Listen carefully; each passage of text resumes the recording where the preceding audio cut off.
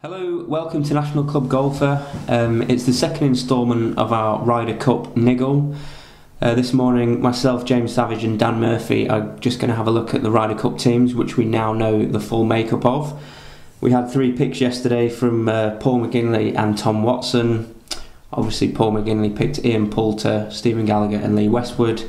And then later on, Tom Watson picked Keegan Bradley, Hunter Mahan and Webb Simpson. So what do you think about those picks, Dan? Do you think, first of all, European picks, do you think you got that right? Yeah, I think that was the choice that most of us would have gone for. I think everyone accepts that Gallagher played his way into the team. I don't think many people wouldn't have taken Poulter. Some debate. Some people would argue Donald over Westwood. I guess that was an either way one. Personally, I think he's probably made the right choice there. I think Westwood's game might be better suited to a long, wet golf course in autumn. And if Donald isn't playing at his best, he might not have been the man for the job there. Yeah, I think it definitely was a difficult decision for McGinley between Westwood and Donald. I don't think it was anything other than that. I think that Poulter and Gallagher were his definite picks, and it was those two that he chose between. And I think you're absolutely right. I think it was just the Westwood's ability off the tee was probably what edged it for him. Looking at the USA team, I don't think we had any surprises there, did we at all? I think they were the 3 that we expected. No, I think that the wild cards he chose have made life easier for Tom Watson in the last couple of weeks, because they all showed some form, which is exactly what he wanted. So I think probably he's picked the players that he would have wanted to pick once he knew that Tiger was going to be unavailable. So now we know the both teams. Europe are the bookies' favourites. Do you think that's right, or do you think it's going to be a bit closer than what the bookmakers are suggesting? I think it could be. I understand why Europe are favourites. It's a very strong European team. Equally, I happen to think this is a very good American team, and I remember very clearly watching the whole of the Ryder Cup 2 years ago, and for 2 days out of the 3 we were soundly beaten in virtually every game. It just seemed that on every single session America were up in all the games very early, and they won a lot of games by big margins. And they dented some European records that previously had looked almost unblemished, Donald in particular.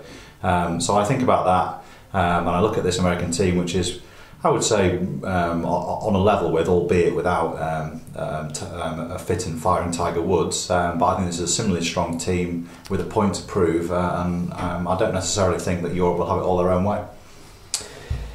Well, I can't look past Europe really in terms of winning, just because you look at the world rankings, you look at the top players, you look at Rory McIlroy, Henrik Stenson, Sergio Garcia, Justin Rose. These really are the form guys in the world at the moment, and I think with those on the team, I think Europe will be pretty strong. I think America are due. They are due a win. There's a lot of players that are hurting after what happened at Medina. I mean, after getting his pick, Keegan Bradley said that it's all about redemption for them this year. So they've really got that sort of steely determination about them. Obviously led by Tom Watson. He's got that look in his eye that this means a lot to him, and he really wants to win. But I still can't look past Europe when you look at those names on the team sheet. If I was a player and I looked at who my teammates were, if I was a European player, I'd be feeling in the stronger position. Just looking ahead to the obviously the all important pairings, which I think was probably also a factor when the captains made their picks. What are some of your thoughts, Dan, on who we might see lining up on the first Friday at Glen Eagles? Well, the question that remains to be answered is whether we're playing foursomes or four balls first. So that, of course, will influence the decision. I think everyone accepts that it's harder to put foursomes pairs together, or more important to get those pairings right. Four balls matters less. You're playing your own ball. I guess you can mix and match it a bit. Europe is very interesting because we had these historically strong pairings, and some of them were blasted out of the water 2 years ago, and McGinley has a decision of whether to go back to them and say that was a blip, or whether to say no, I need to form some new ones. And obviously the big question is who will Rory McIlroy play with? He's saying that he still thinks he might play with McDowell. Personally, I doubt that, and in which case, very interesting decision as to who you pair him up with. Some chat about Garcia, which is obviously possible, but we don't really know that at the moment because McIlroy has only previously played with McDowell and then once with Poulter. And if he did play with Poulter, we may well see. That is a pair that you really wouldn't want to see go down. I mean, that would be, if they went out first and lost, that would be very similar to Tiger and Phil playing together in 2004 and losing. That is a huge boost to the opposition, and you might not want to put quite so much strength in one pair. So that's the big decision for Europe. And as for the Americans, they've got lots of natural pairings, and I think that the wild card yesterday really strengthened that. You have Keegan Bradley, who played so well with Mickelson 2 years ago. You have Webb Simpson, who played very, very well with Bubba 2 years ago. They won 2 games out of 3 together. And then you have Hunter Mahan, who interestingly played very well with Zach Johnson back in 2010. So I feel that those pairings, those wildcards, have really strengthened the Americans' pairings. They've got a lot of options. And I do believe that we're in danger of underestimating the Americans. Yeah, I think looking at the American team, there are lots of combinations. Obviously, say Webb Simpson and Bubba Watson is obviously a good pairing that works very well at Medina. But I'd also throw Hunter Mahan and Bubba Watson into that conversation as well, because I think Bubba's been struggling quite a bit recently mentally, like he does, and he's had a few issues, having a pop at reporters, members of the crowd, and I think he's quite good friends with Hunter Mahan. Mahan was one of the sort of first people to come to him when he won his first Masters green jacket, and so I think that if Tom Watson's concerned about Bubba mentally, Mahan could be someone to sort of step in and keep him on the right path. Thinking about the European team again, I think we've got some good potential pairings, and the one that is causing me most difficulty is Rory McIlroy, who will be the best player to play with him. Because I think if you did play him with a Poulter, I personally think to say, let's say if there were our 2 best players, to have them together and then they were to go down, that would be quite a blow.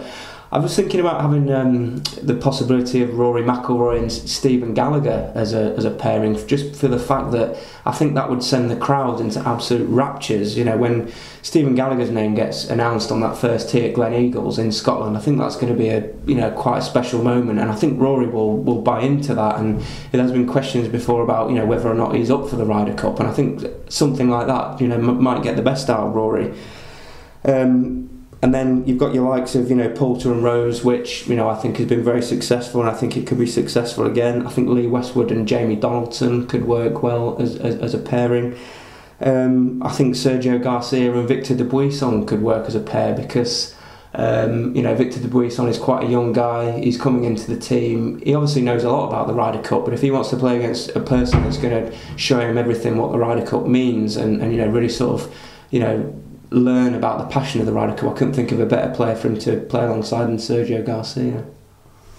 Yeah, that's I guess let's presume that we play foursomes first, which is what generally happens. I would think it's unthinkable to me that Rose and Poulter wouldn't be one pair, because they're very good friends, and they won both their foursomes together 2 years ago. So I think that one's nailed on. If you presume that McIlroy and McDowell will be split up, then you're going to probably going to want to get both of those out in foursomes. So you need a partner for both, and that's really going to shape the side. You're also going to want to play Garcia in the foursomes, and you may well want to play Westwood in the foursomes. So it's just a case of forming permutations around that. Brilliant. Well, obviously we've only got 3 weeks to go now before we get to see what those actual pairings are. Whether they are, I think it's going to be an absolutely fascinating tournament. Like I said, I think America are really, really up for this, and I think Europe have got to be as well, because if we're not, we may not have it our own way. Yeah, bring it on.